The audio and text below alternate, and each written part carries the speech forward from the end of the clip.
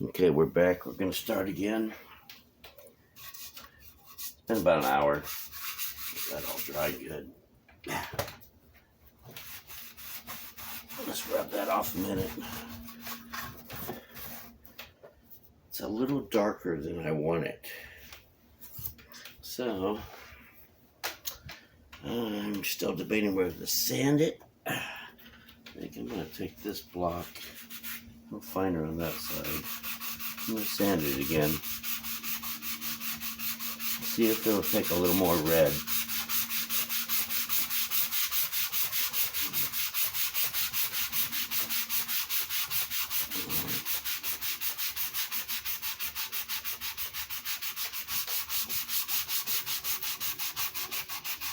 I don't know if it's got so sealed up now that it won't take more red or not.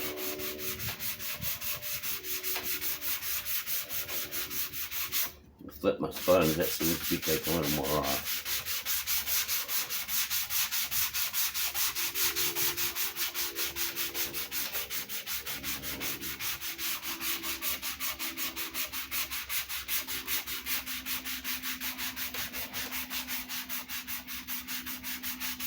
I was going to paint this guitar, but I said I'm going to try to dye it first. Because one thing you can do, you can always stain a guitar and then paint it.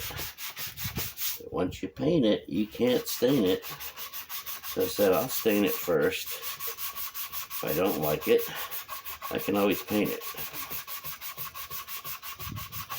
So that's what I did.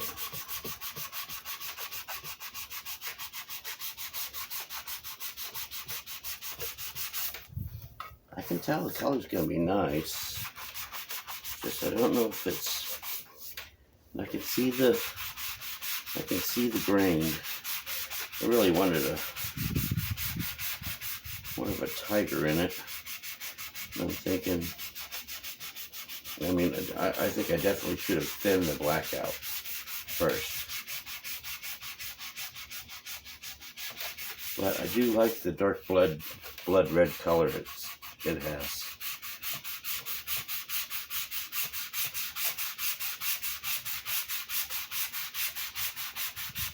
And I had another thought. I was thinking the headstock. I mean, it's all mahogany neck. So I'm thinking I could try some steel wool.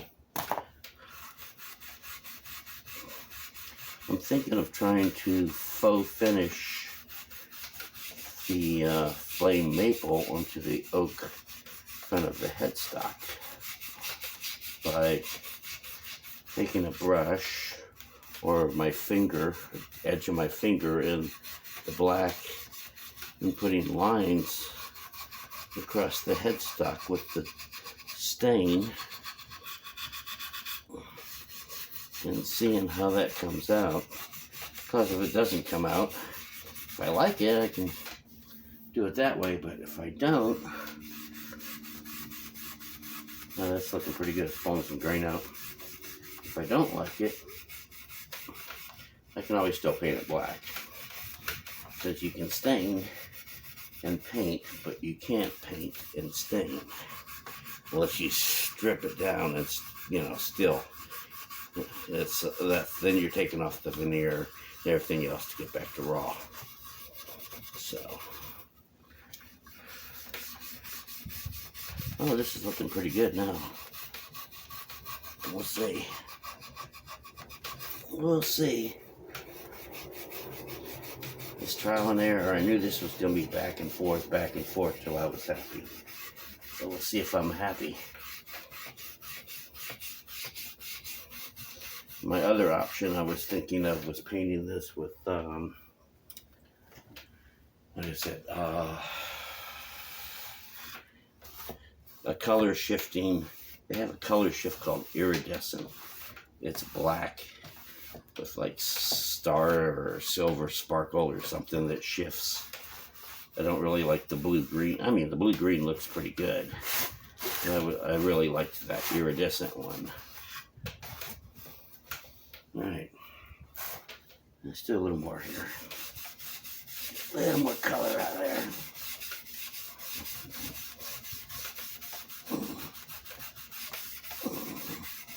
Oh yeah.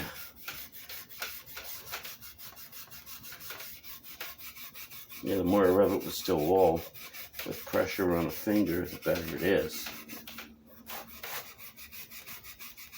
I think the trick is the still wool more than sandpaper.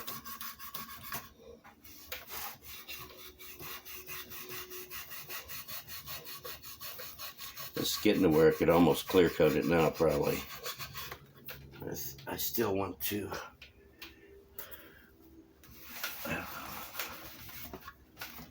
I'm gonna try a little more red, I think. Let's grab one glove. Yeah, we know that story, right? One glove. Okay, let's do it.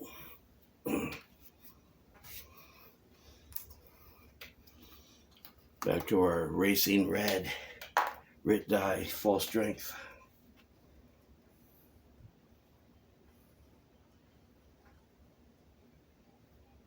Okay, there we go.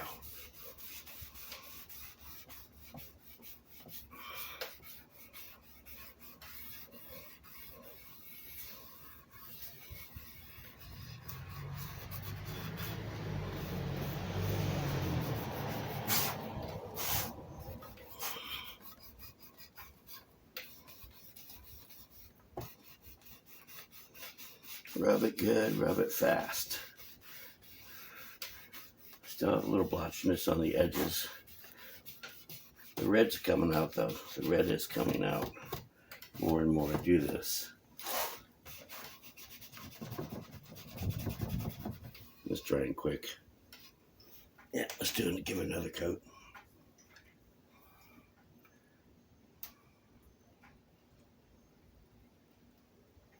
Nice and wet one more time.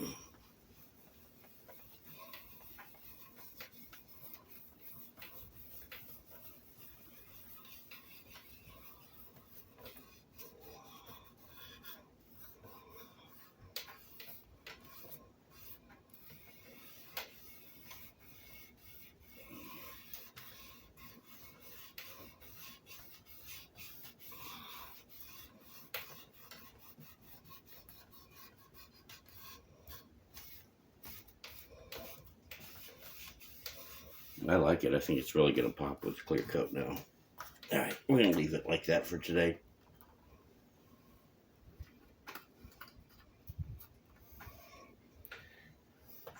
There wasn't as much tiger green as in this body.